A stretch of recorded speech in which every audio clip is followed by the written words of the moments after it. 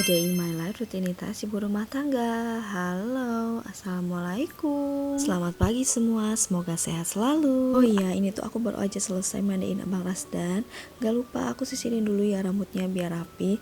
Dan sentuhan terakhir aku kasih pewangi rambut dan juga pakaian agar Abang Rasdan wangi seharian. Sini sambil ngurusin Abang Rasdan, aku mau sedikit cerita ya tentang pengalaman aku punya anak pertama. Ketika Abang Rasdan lahir dan untuk pertama kalinya aku punya anak, rasanya dunia aku berubah banget ya. Perubahannya itu sampai 180 derajat. Nah, setelah punya anak itu rasanya aku tuh menjadi nggak bebas aja gitu.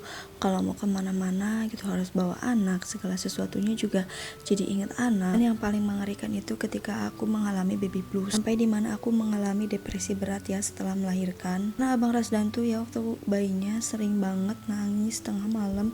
Jadi aku tuh kan kurang istirahat, kurang tidur, tambah lagi aku di rumah sendiri, nggak ada yang bantuin. Jadi apa-apa tuh sendiri, apalagi aku tuh sakit habis bekas jahitan. Pokoknya wah campur aduk banget. Tambah lagi suami kerja.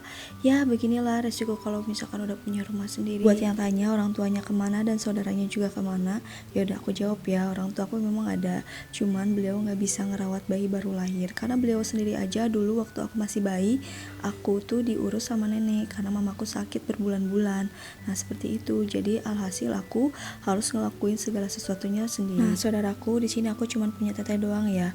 Di sini teteh aku juga nggak bisa bantuin karena waktu hamil tuh kita kan hamil barengan, jaraknya beda 3 bulan.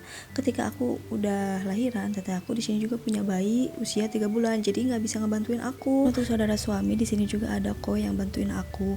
Cuman karena aku tuh tipikal orangnya nggak enakan dan takut ngeganggu mereka, jadi alhasil aku sebisa mungkin sebisa-bisa sendiri aja. Dan ketika aku minta bantuan mereka itu, kalau misalkan aku memang benar-benar butuh banget, kalau aku udah kewalahan nggak bisa ngurusin segala sesuatunya sendiri. Oke, di sini kita balik lagi aja ya ceritanya ke waktu aku baby blues. Pasca melahirkan di sini aku ngalami baby blues dan bisa dibilang baby bluesnya itu lumayan cukup parah ya. Sampai-sampai aku tuh selalu ada pikiran-pikiran jahat ke anak aku.